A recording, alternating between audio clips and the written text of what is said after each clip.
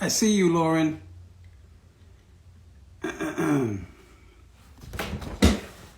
My bad, I said I was going to be here at 6:55.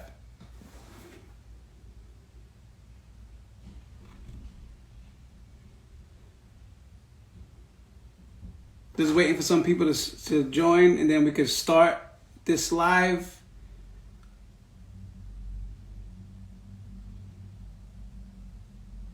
Happy New Year, everyone. Shout out to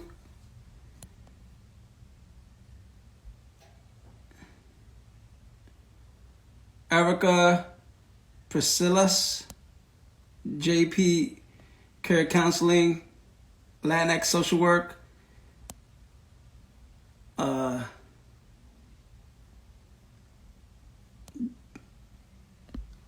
what's up, Erica? Happy New Year.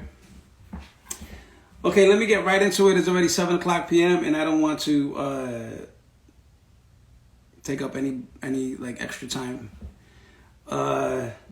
So, good evening. My name is Antonio Morales, and I am the founder of the Liberated Self Therapeutic Services, LLC, which is a private practice that's specifically designed to cater to Black and Brown communities or Black and Brown folk. And one of the aims that I have is to deal with the adverse impact of white supremacy and sort of support our clients with healing from that impact. Our mission that I like to read is to disrupt and dismantle the psychological chaos and confusion of white supremacy, facilitating a transformative process that will allow Black and Brown folk to heal from and transcend the adverse impact of white supremacy in all areas of their lives. So that is my our mission, and today is our third episode of Unpacking White Supremacy in the Mental Health Field, and the intention of this live is basically to bring awareness to how white supremacy is tainting or has tainted the mental health field, because I think it's important when we seek services or people from our communities seek services, specifically from Black and Brown communities, we need to be aware of what we might face as we seek support and services. So that's the point of this conversation, is just to heighten awareness and hopefully come up with some solutions that will make a difference in the mental health field. And this is an extension of the Freedom Fighters of the Minds initiative, which is an initiative that is specifically intended for Black and Brown therapists or other mental health professionals who want to address and challenge white supremacy in their work and organizations. So today's guest is Lauren Giwa.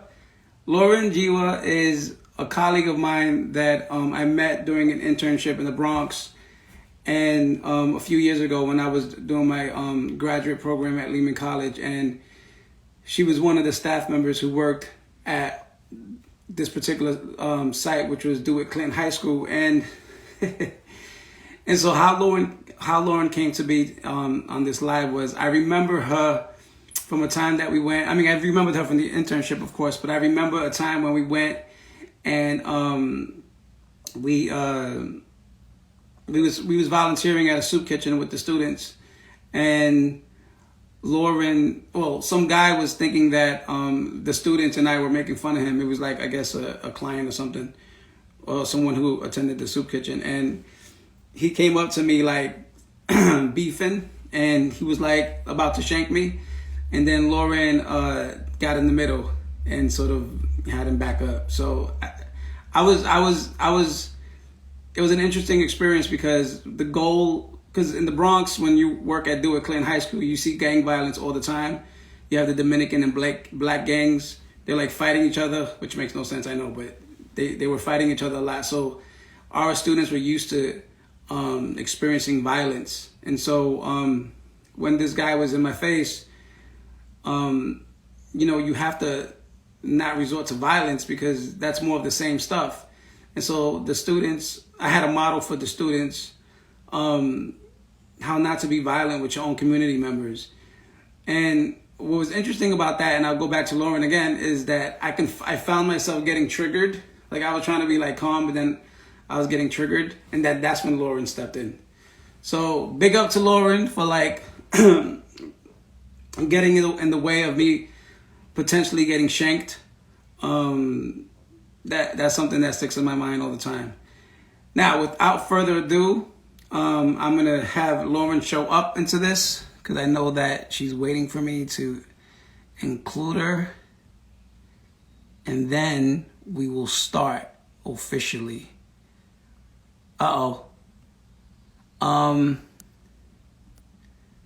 Lauren, how do I? Let me see. Oh, here we go.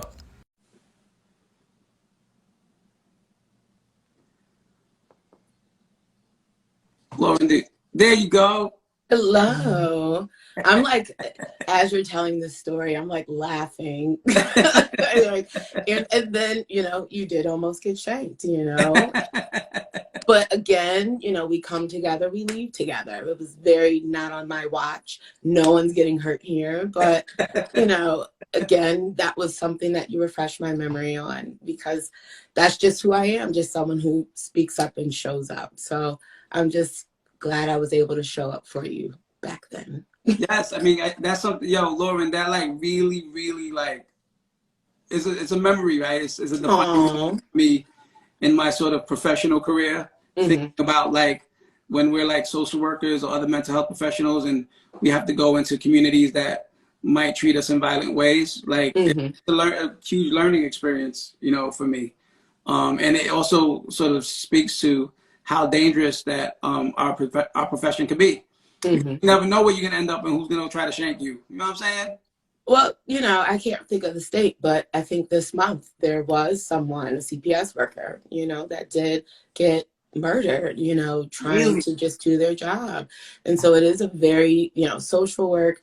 It's, you could do a lot in the field, but, those people that are doing that direct practice and all of that, like we put our lives on the line daily. That's right.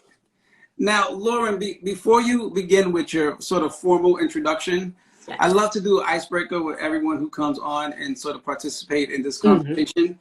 And basically, the icebreaker is meant to have you sort of honor the people or your ancestors or your elders, where you come from, right? To celebrate where you come from, because it's important, and I always say this over and over again because I think we forget as people that who we are today has a lot to do with the shoulders we stand on. Absolutely. So I wanted to ask you, where are your people from, your ancestors, your elders, and what positive characteristic or attribute did you sort of inherit from them? So my ancestors, they're here with me. I'm in my office / guest room, and they're here, and it's my maternal grandparents and my mom. And so my grandparents, they're from Anniston, Alabama, and they migrated to New York and had my mom and my aunt in Olean, New York. So Alabama and New York, that's where my peoples are from. And what's the positive character? Positive attributes. I'm losing it. So positive attribute is, so everyone, brace yourself for my shenanigans. So positive attribute, definitely that they were very personable and always wanted to help. And so I definitely think I inherited that from my grandparents and my mom. It's really important, obviously, in the field, right, to have that that ability to engage and build rapport. So I think, that's definitely something that I got from them that I utilize in my day-to-day and even in my personal life. Can you tell us like how you utilize that? Like in our field, the first step is trust. And so, if I don't trust you, how do we build trust? That engagement, does this person really want to help me? So professionally, it doesn't matter how much schooling I have, it's imperative to have those skills, to be able to connect, to meet people where they're at, to be non-judgmental. Yes. So that's been, led to my success in the field. But even personally, the people I'm really close to, my family, my friends, like we go really deep. Like we're able to be transparent and vulnerable. So I'm able to kind of show up for everyone in my life and in both personal and professional. Yeah. I mean, trust is such a huge factor that's often missing from our communities, right? Because we have this weird sort of thing where we expect that, you know, the people that we're closest to, our community members, are going to be the ones who harm us, which is valid to some degree. But I feel like it's part of part of the social conditioning that we all sort of have gone through.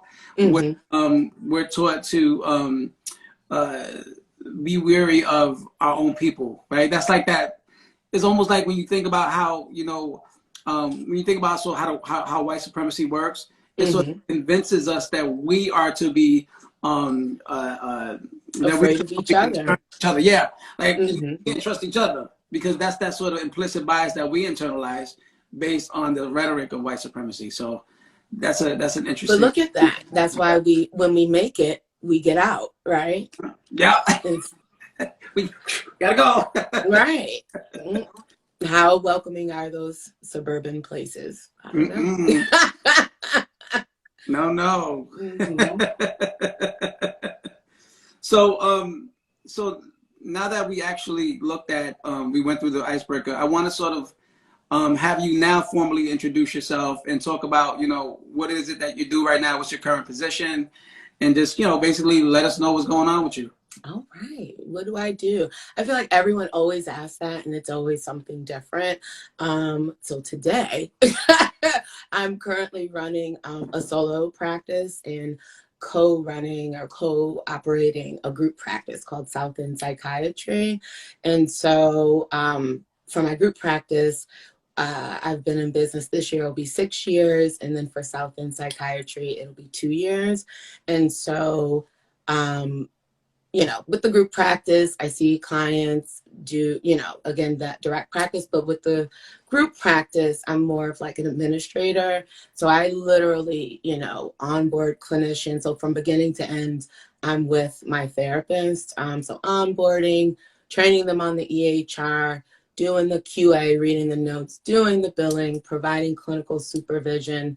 That's what I do. In the group practice, also I see patients. So just to keep my brain fresh and all of that. That's something that I'm currently doing. I just recently left a position as a director at a nonprofit. And how long have you been in the mental health services? I've been in the field. So that's, to me, that's like a two-part question. Professionally, 15 years, but personally, pretty much my entire life because my mom was a social worker. So talking about feelings and all of that, that is been my entire life.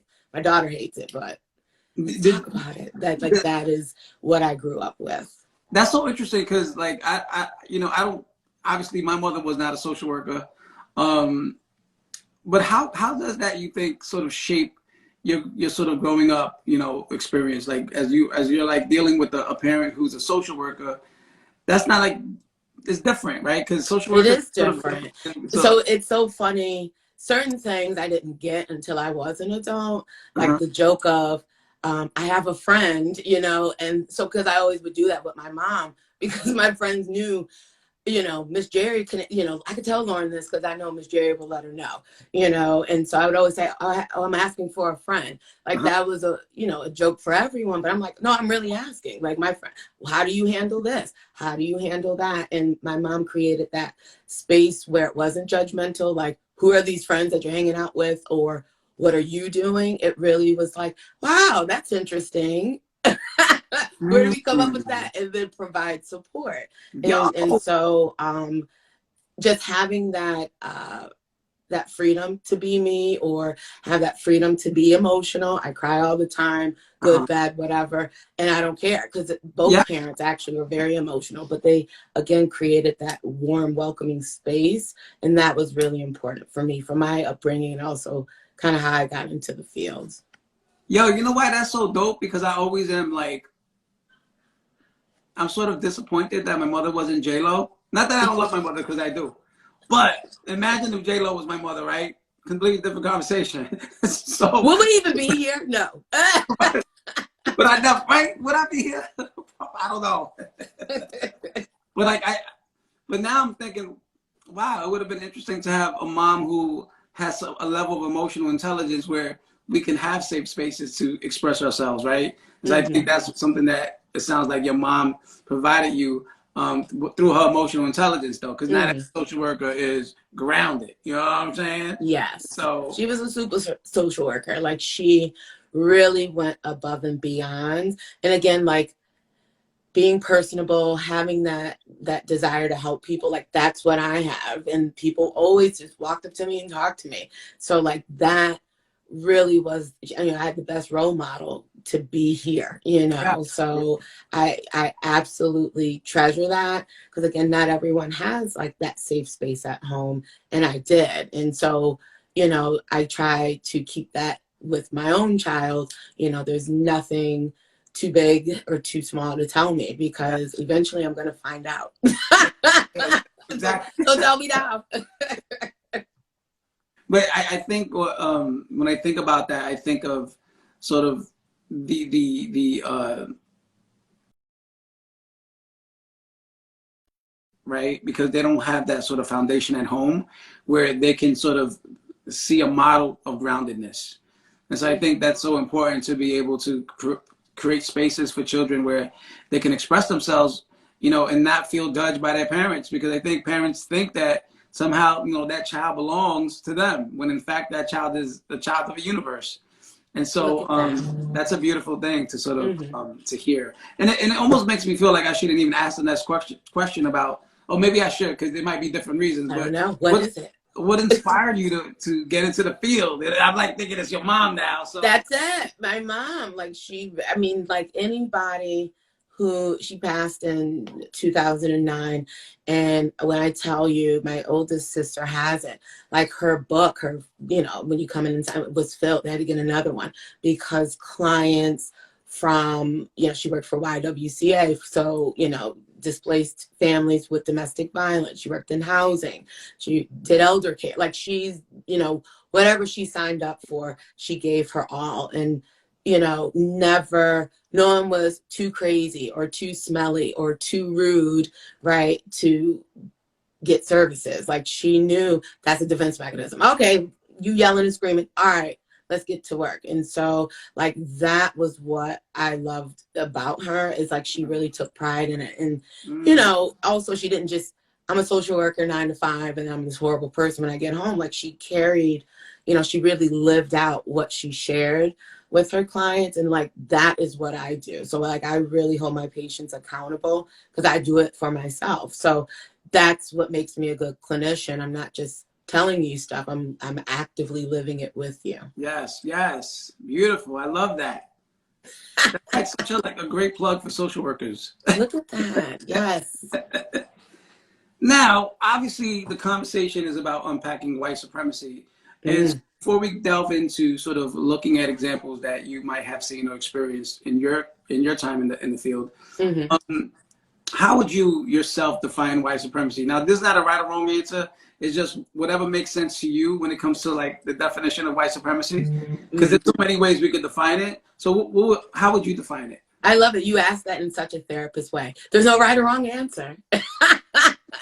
But, we know we can look it up. Google's free. We know it's real definition, right? Yeah. But when I see it on the news, you can't even be in your house. You can't even go for a jog. I can't just, go to the library and just, study. It to me, it just feels like suffocating and just constricted. Like, it's more of like how I feel when it's presented, not necessarily what it is. Like, I know what it is, but like how I feel when it's presented, or I'm watching another trial, another shooting, all of that, or my own experiences. That's what it feels to me. It's like I can't thrive, and I want to, or I just want to live. I just want to be here without any issue. And so when it does arise, whether professionally or just in day-to-day life, it just feels just tight. And I can't explain it anymore. Yeah. Like, that's how it feels to me. No, but when I heard you said that, I can't sort of thrive, it's like you're not supposed to thrive, like, by design, right? It's like, it's not that we can't, it's that you're not supposed to. And if we even try to get on a path where we're supposed to, where we want to thrive, right? It's almost like all these sort of structures get in the way, right? Where we're sort of now sort of having to like advocate on behalf of ourselves, or having to like, you know, put out this fire that has nothing to do with us, right? And all these other sort of factors that are meant to distract us reminds us that we're not supposed to thrive. That's pretty interesting. And I like how, you know, the way you sort of described it is it's not even like we can sort of intellectualize it, right? So much, but like sort of looking at how it lands in your body, right? How you in your lived experience as a human being. That's pretty important. You want to say anything more about that? That sort of insight? It's just no, because it's just suffocating. It's like, stop the madness. I think it's like it's draining. It's a waste of time.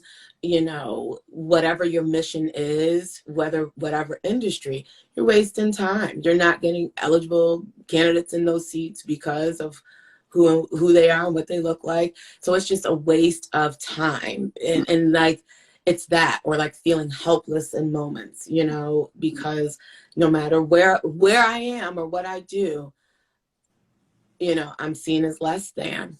Yeah. Even though we're told, be productive members of society. And it doesn't make a difference, does it? No, it doesn't. It does not. I know.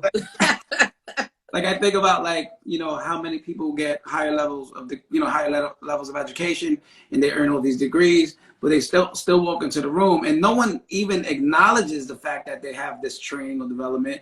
It's like, what do you look like on the outside, right? And there's been studies that's been done, I'm sure you're aware of, where, you know, a black man who has a higher level degree is still not going to get the job in comparison to a white man who doesn't have a degree, because of the fact that he's black, right? So, and because whiteness is your degree, is your commodity, is what you have, right? It's an asset that you bring into the room that makes you authority, that makes you somebody who's skilled, that makes you somebody who has a certain level of intelligence. But us, we have to have a whole bunch of like labels. Well, you seen it with the presidency. Look what Obama had versus, there you have it. That's true, right? There's no way. No. Obama would have been president, right? Engaged in those shenanigans. A rich dude, right? Just saying. No, we listen. know it. I mean, that's what inequity looks like anyway, right? So now, so now that you sort of describe your own definition of white supremacy, or how it shows up for you, can you give us 3 brief examples of, when you think about the mental health field, how it shows up in the mental health field? Yes, I can.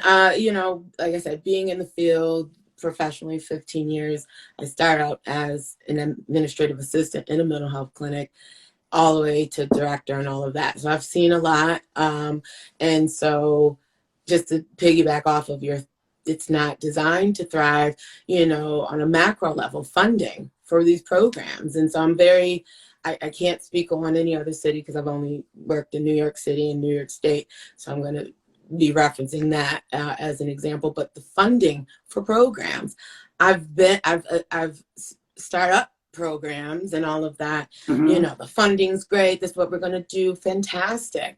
But that, you know, we're funding programs without really knowing the full picture. Because you and we've been line staff, and we know that housing is the foundation to any stability. So I don't care how many mental health clinics, how many drug programs, you know, if I don't have access to electricity to plug in my phone and know what time it is, how can I get to this group? How can I, or access to water to take these, you know, psych meds? So there's no, you know, I've sat in, you know, meetings where there are, hey, we got to do this. And we know that, you know, my clients are primarily homeless. Hey, what about housing? And then there's crickets, because it's designed to keep you in that cycle. And so that has been something that I've endured, where it's like, okay, well, how do we navigate this? So funding on a macro level, and then also on that, you know, leadership. How does that exec team, you know, represent the line staff or represent the clients being serviced? Do they usually? No. So we have people making decisions about lives that they just don't have the experience with, or they're not open to hearing that. So what are we doing? Right? how are we really solving these issues and these crises if we don't have stable housing and safety? And then lastly, I guess on a micro level, not really supporting professional development and growth. You know, I've seen people 10 years, 15 years in the same level. And all they're getting is that cost of living increase because agencies don't support, moving up. They don't support, they don't provide, funding for tuition reimbursement so people can get those certifications or go to school. So those are kind of some of the examples I've seen throughout the fields on a macro and a micro level. You know, when I think about the funding, I just want to sort of unpack the funding part really briefly. When I think about the funding part, are you talking about sort of the non-for-profit industrial complex? Absolutely. Yeah. We know what the services are. We know what the needs are. Yeah, the biggest need, that foundation. I don't care what I think what's happening in New York and wanting to put more police on the ground, all that stuff. Okay, but again, people need stable housing. Why is it that New York City, like the rent and the homelessness, like pre-pandemic, I know there was at least 60,000 people who registered, at least who went through the, homeless services, 60,000. So that's not the ones who are just really on the street. What is it now? I don't know, given that, people have to start paying their rent again, people have lost their jobs. So they don't fund, the foundational piece because I don't want you to. Right. Like it's almost like on purpose to sort of keep us in a certain position in our lives. And this is going to bring up something else in my brain that I've been talking about in my head for a minute. I feel like when we think about one of the things that I have a dilemma about, which is new, is that I feel like because we serve the community that we serve, a lot of times it feels like just by default, the way it's designed, that our work is sort of exploitative. So we need them to be in a position in their lives where they can sort of transcend, because then we keep getting the funding or we keep getting the services, we keep getting the organizations providing these services, but it's not getting them anywhere per se. Right? No, they'll it gets some people somewhere, right? But also, if we actually did what was actually needed, listen to the people, because I've been homeless, so I know before I could really focus on anything, I needed to get a safe space to be. That's it. Yeah, no, yeah. And so, again, it's that cycle to keep people in. So it does help. I know, because I've worked in a program where we've met and achieved and overachieved our milestones, but how many more could we have helped? Right. That's the point. If we knew, again, how can I rely on you to get to your appointment if you don't even know what day it is or what time it is? Or I stay up all night because it's unsafe because I might get killed. So I sleep during the day when it's safer.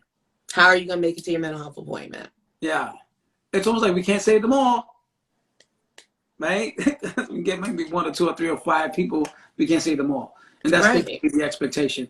So now I didn't mean to sort of delve into that. I didn't mean to delve into that more, but so can you give us, from the 3 examples that you named, can you sort of unpack one, sort of expand on one and be specific about how you've seen that show up in the mental health field?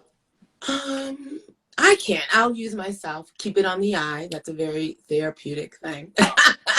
Is, specifically for that professional development and growth. And, I pride myself on being a good leader. My former staff can tell you, because I've had horrible leadership and I've had awesome supportive leadership. And so I know what works.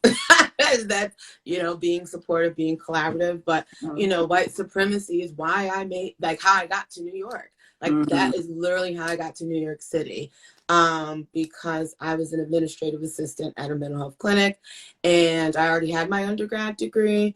And so there was a very entry level, I think it was group facilitation within the clinic. I applied, I'm very thorough. I'm I know I can do this. I'm an internal candidate. Why not? Didn't get it. Okay. Hey, want some feedback? What is it, that I can do better? Whatever. oh, I think you should do, get some more education.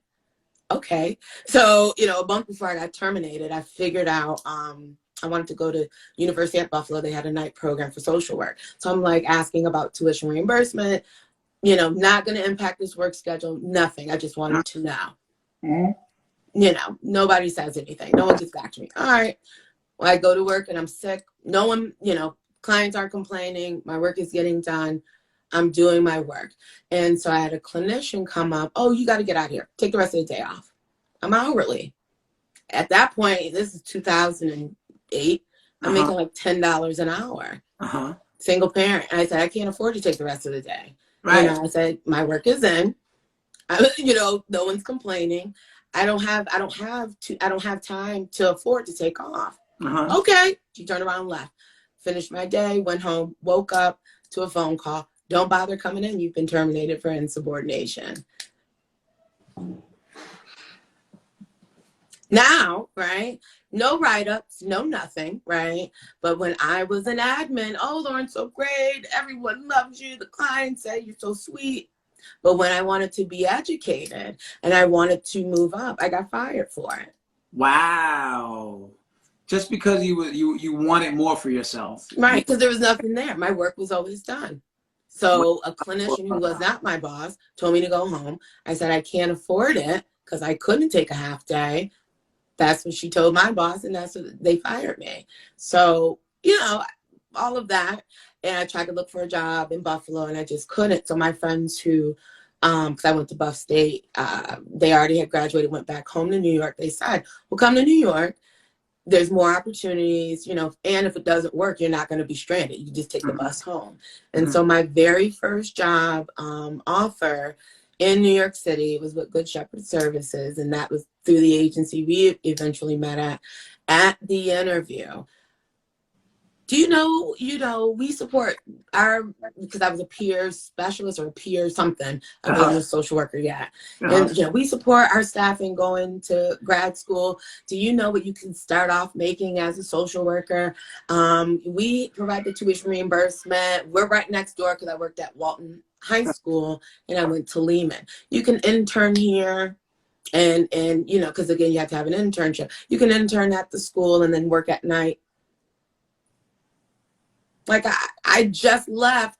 Oh, you were fired because you essentially want to be educated and you want to move up. And at this job, like that was at the interview.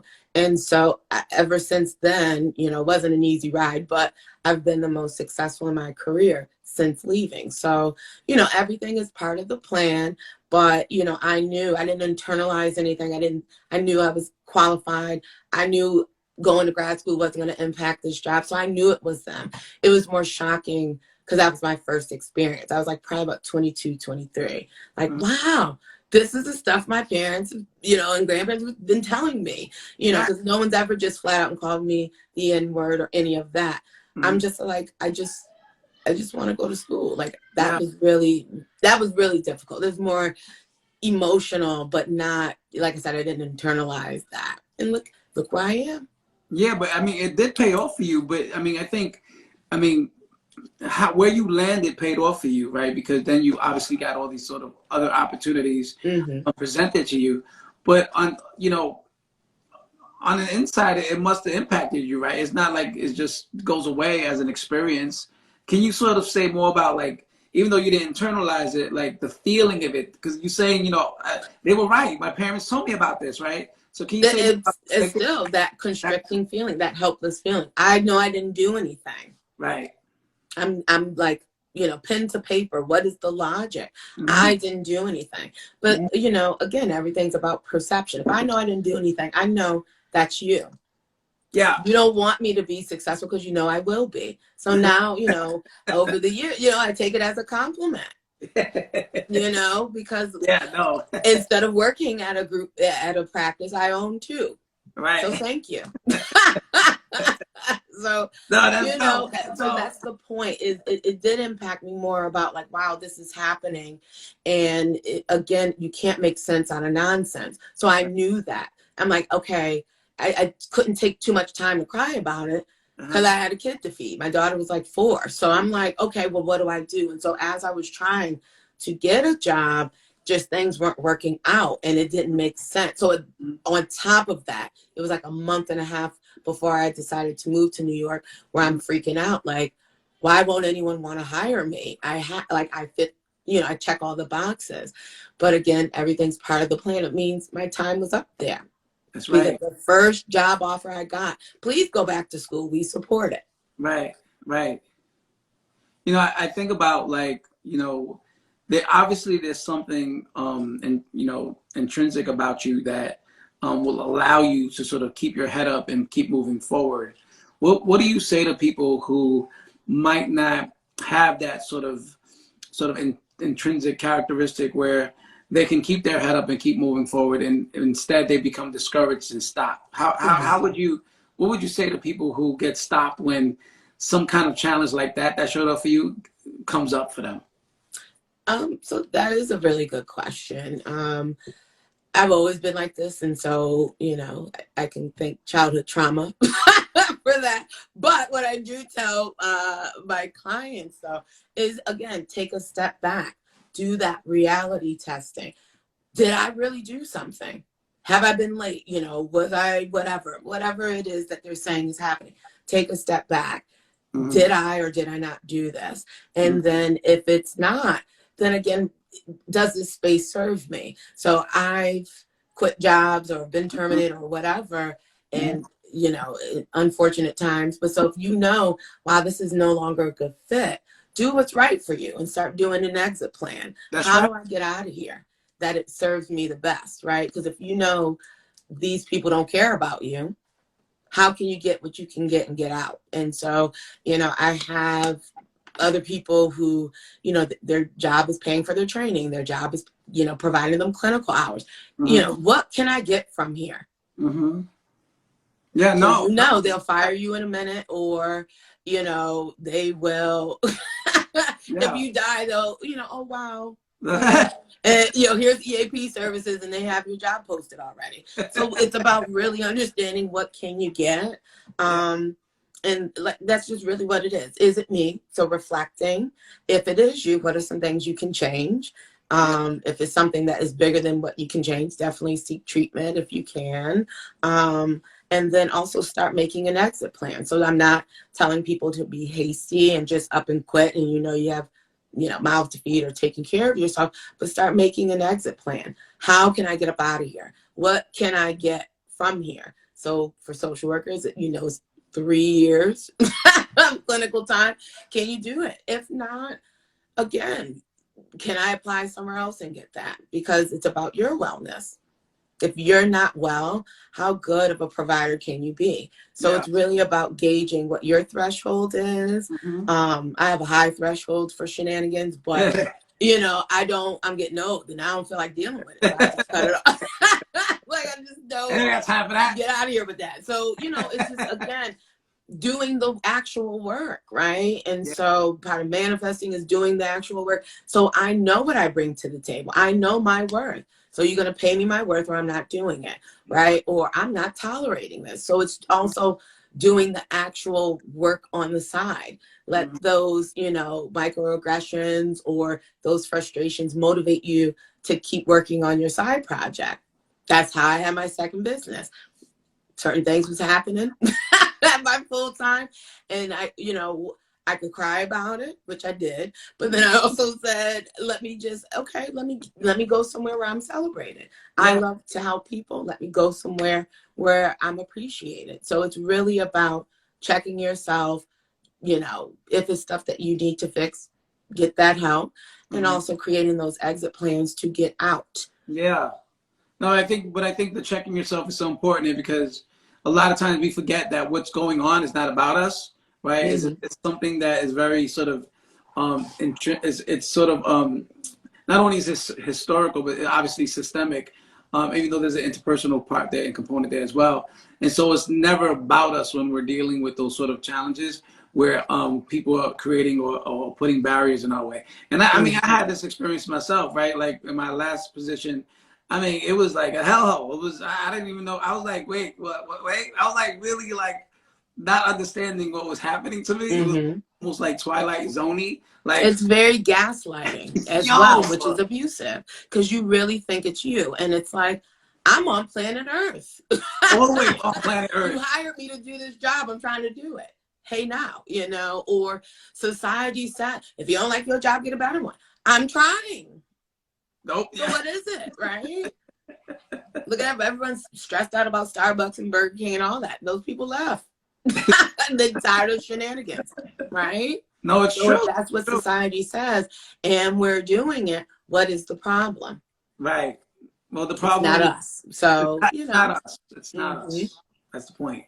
Now, can you tell us a time when you sort of addressed or challenged white supremacy in your work, and what was sort of the feedback or around that, or the backlash? I've addressed it a lot. Let's see. I've flat out called people racist, but on a more constructive way. You know, I know it's about. I'm very observant. What again, it's really helpful in this field to be observant, right? We look at nonverbal cues, we look at certain things.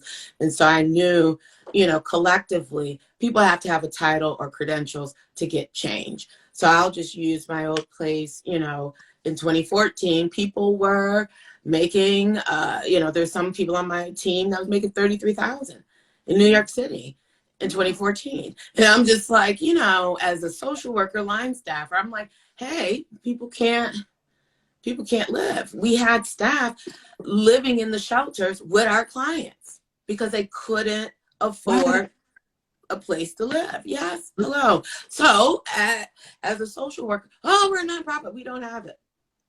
And so as I was seeing people move up or people getting the stuff that they wanted, they were leaders. And so as I went up, when I'm in, you know, every time we had a contract renewal, oh, you want to, wow, you know, we overachieved on those milestones.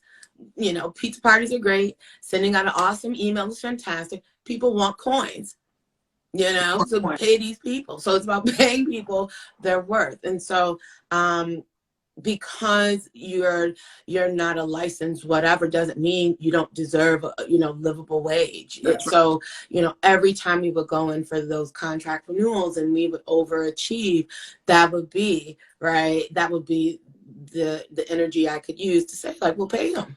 You know, look at, they're doing the work. Wow. You know, we went from a 250 person, you know, servicing 250 participants up to 1,700. Everybody got some money because I said, you know, we got to pay these people because they're doing awesome work. Right. So, you know, again, if you're in those positions of power and you are Black and brown, don't just look out for yourself, because my check went up, but so did my team, because there is no program without my team. They're the ones doing the work. So it's about thinking about that collectively. If you're in those spaces, how can you advocate for those who aren't privy to those meetings? And so when you did advocate, right, when you did speak up, did you get any like feedback or backlash or pushback? No, I got not some pushback in the sense of, and you know, with nonprofits, you know, certain budget lines are what it is. And so again, taking certain things from my childhood, how to pivot, right? And all of that. Okay, so we had maybe we had 3 social work positions.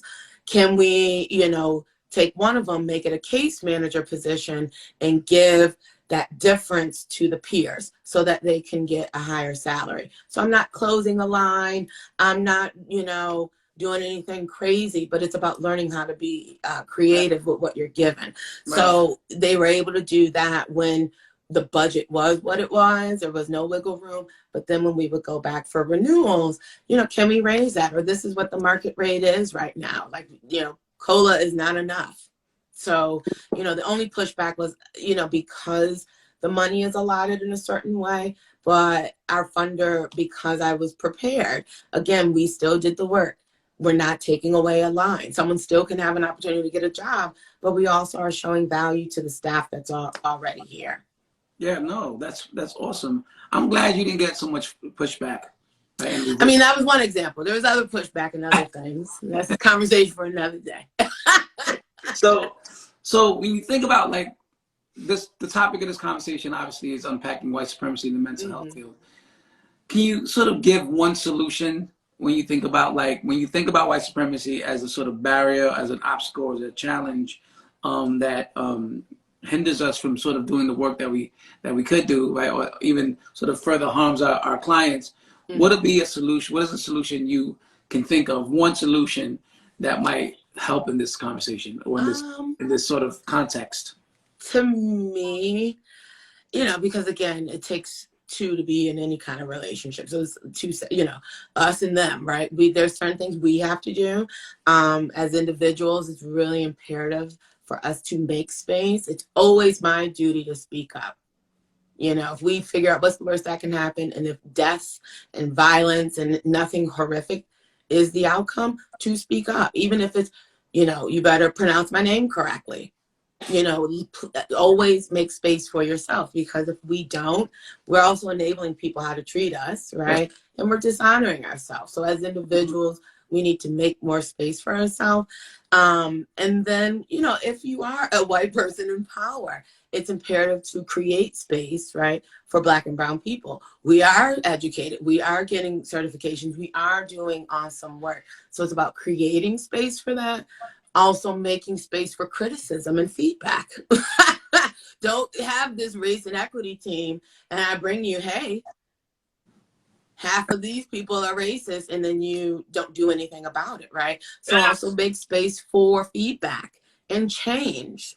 So it's really, again, it's a two-sided street. So always show up, always speak up, because your voice matters, but also be open, right, to conversations and criticism, because how else are we going to evolve from it?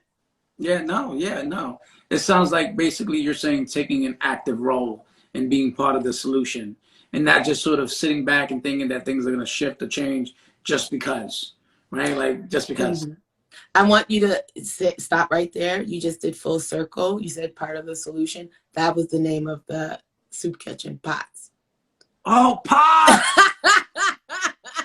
Yeah, it was Pots. That was the soup kitchen. So look at that full circle. And that was called part of the solution. Off of Fordham. Yeah. I remember Pots. But I didn't know that was the acronyms. It is. I know. This brain still remembers some stuff. I almost got shake that pot, and I almost ended up in a pot. But yes, part of the solution because the name was the soup kitchen. But yes, that's the whole point. We can cry about it. It's okay to cry, but don't stay there.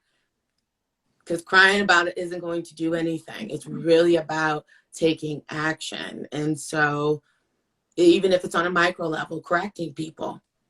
Yeah, no, it's that's you showing up. And so keep showing up for yourself and for your community. That's real. That's why, freedom fighters of the minds, right? Like, one of the vision I had, the vision I have for it is that I understand and know that, Black and brown therapists and mental health professionals across the board are dealing with, having to face white supremacy in the workplace all throughout their lives and so on and so forth. And sometimes they don't have anyone they can come to in community to sort of vent or share or seek support from. And so Freedom Fighters of the Minds is part of the solution, right? Mm-hmm. How do we create community in a way that we can support each other, specifically when it comes to this topic, right? Mm-hmm. A lot of times for a lot of people, the conversation around white supremacy is like, I ain't going to touch that, right? It's so heavy and loaded, even though it's a real reality in the world we live in. Like, there's no way you can sort of deny the conversation just because it makes you uncomfortable, because that's not going to be part of the solution. It won't eradicate it if we don't talk about it. And again, right, it'll continue to fester and grow. Same as if we're working with patients. Oh no, I just, push it to this and it's going to come out.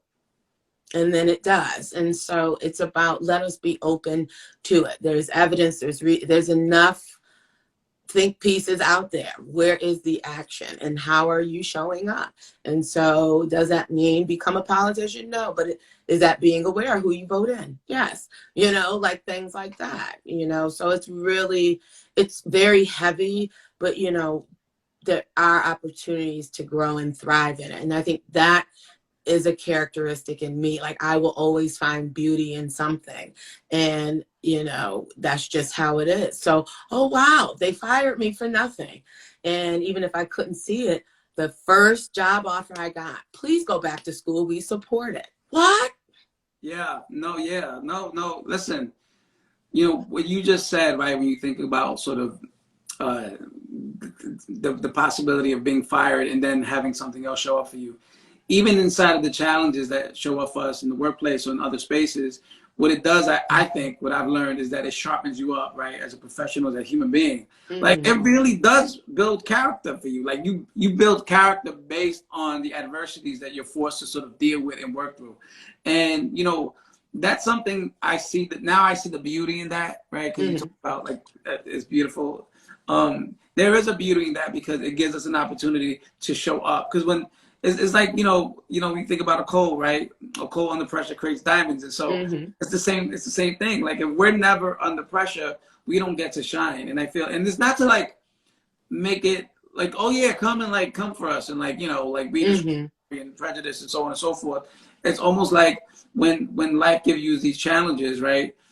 You can actually make something beautiful out of it. And it sounds like that's what you did, not only by going back to school, but also now you have two different practices, right? Which is because you've been pushed into that direction, right? Yes. I was pushed into it and embraced very like easily. Like my current, like it flowed so well. And so again, my former job as a director, even though I loved it, loved my team, it was easy for me to do because I worked there for so long. It was no longer good for my wellness. And so, I come first. No, yes. Absolutely. And that's it. No job is worth my sanity. And so again, I knew a year before I quit, I was going to leave. But how can I exit plan? How can I set it up where I can leave on my terms? And I did. And I'm doing what I love on my terms. Yes. And I never thought in my life I'd be here. And so like being homeless, being a teen parent, not knowing what the hell is going on, to be here, and interviewed by you, Antonio. Meanwhile, look, Lauren, we have a question. Oh boy! Oh no! What is the question? We have a question. Warrior 8. The question is, how do we create change within the system around licensing exams? Whoa! Licensing. Are you talking about standardized testing? Ooh. So you want? That's a good question. That is a good question. So it's one of those things. I have horrible test anxiety, and so it's really about knowing the game and playing it right, and so that you can go into those spaces to create change. So that was really what it is. If I have to take this exam to get to where I need to be, what is it that I need to do to take this exam, right? Because I have horrible test anxiety. And so I went to study sessions with a professor.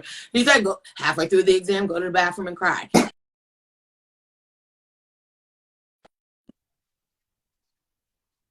Because if I'm telling you, 7 years ago, I said, why is anyone making this kind of money? No one listened. But I knew what the game was. Oh, I got to be a leader to do something.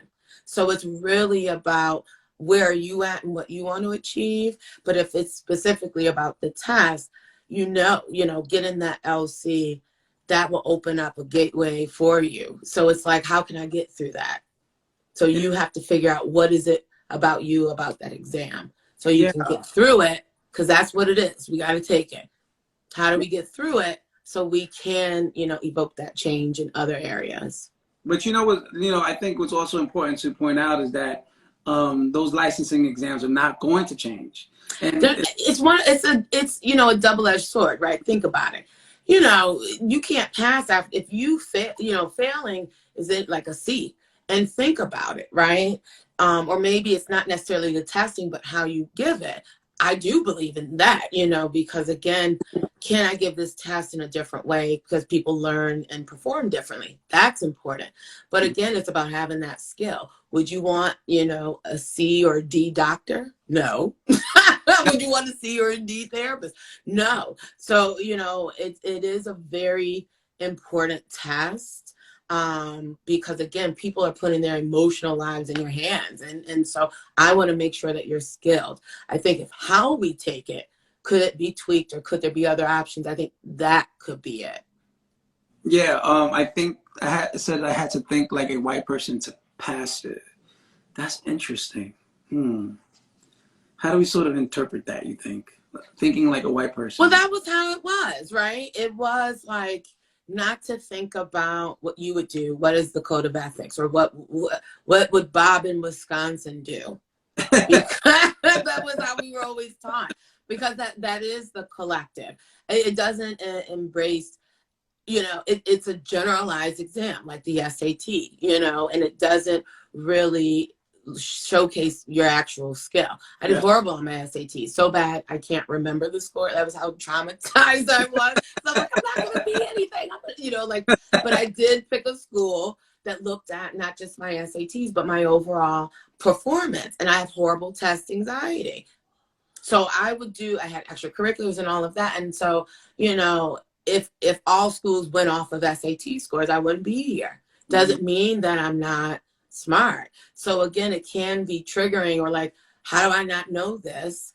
But yeah, it's about how do you take the test? And that's what it is. It's really like code of ethics, popular diagnoses, not what you do in your day-to-day, like the collective. So it's about shifting your thinking just for the test. That's all. Yeah. And there are a ton of bad therapists that are like, ooh, this is such a good point. There are a ton of bad therapists that are licensed. So I definitely agree, needs to be changed. So definitely. But that's the point, is that it doesn't test your empathy, your engagement, or do to make sure that this person won't commit suicide, won't, have homicidal ideation, whatever, won't be violent.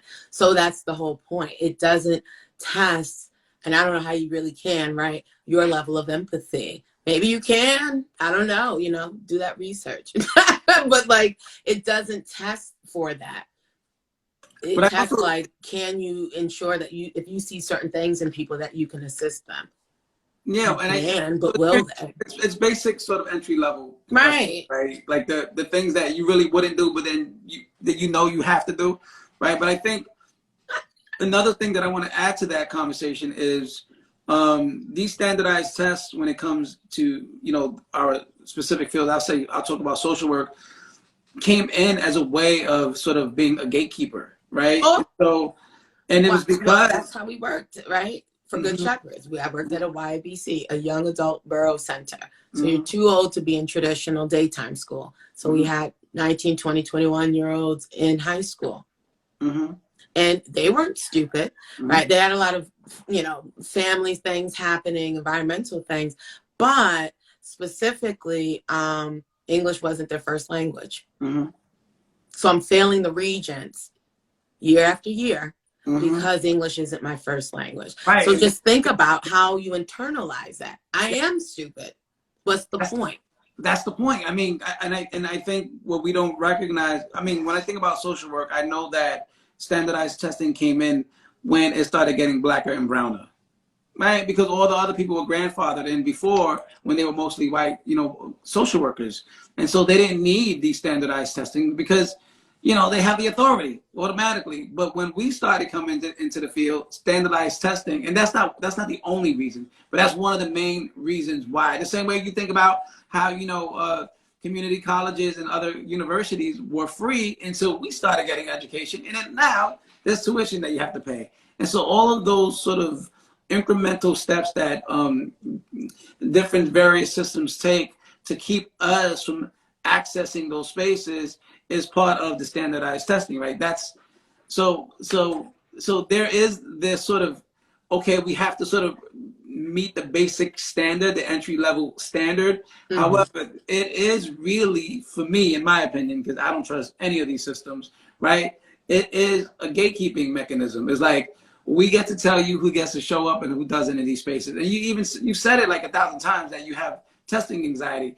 And I used to think I had testing anxiety, but that just wasn't true. I just doubted myself because I assumed that I wasn't smart enough to take the test. Testing anxiety, because every time I studied, I killed it, right? So I think those are the sort of mind tricks that's played on us, especially when it comes to standardized testing, that allow us to feel confident enough to enter spaces, right? Like, and if we do enter, oh my goodness, I can't believe I'm here. Right. But that's why, right? Do the reality testing. You're not stupid. You know, you're not. And so that was the point, is that I knew I have, because by the time I took my license, I already taken my SAT. I knew I had test anxiety. Even no matter how much I studied, even though I knew I had the knowledge sitting there. Because again, this is my life. I have to pass this to keep my job or to get a better job. Yeah. I got to pass it. There's a lot weighing on it. And so, I think there's other ways, to test people's skill. But again, it's so general. You're not, again, being a social worker in New York is vastly different than Wisconsin. No, yeah. And I also wonder if, when you was talking about, like, you have to pass this because, your career, your livelihood depends on this, right? And I think about other social workers who come from the suburbs, right? Who have like parents who back them up, and they don't have to worry about paying rent and so on and so forth. They don't have to worry about paying their education and so on and so forth. And could it be that because they have those sort of resources and those privileges, that maybe they don't feel as anxious because the whole thing is not at stake? Like, my life is not at stake because I have this. It's that, or everyone's different. It's that, right? It's also, if my life isn't at stake, or I actually had the time to study, like I still was working full time, still a single parent, still, doing all of those things. And so if I had the luxury of either a partner or a parent to help with that, I'm sure my education experience would have been different. But I don't know, but I definitely think if there's not that much pressure on it. I've had interns, I'll say, I don't care. I've had interns who literally went to get their master's because they needed something to do. I just needed something to do. It'll look good, It'll look good for me to have. I want something to do. And so that's, or again, they've gone through, paid all these money to these huge universities a month before graduating. So why do people use drugs? What? Well, that's true.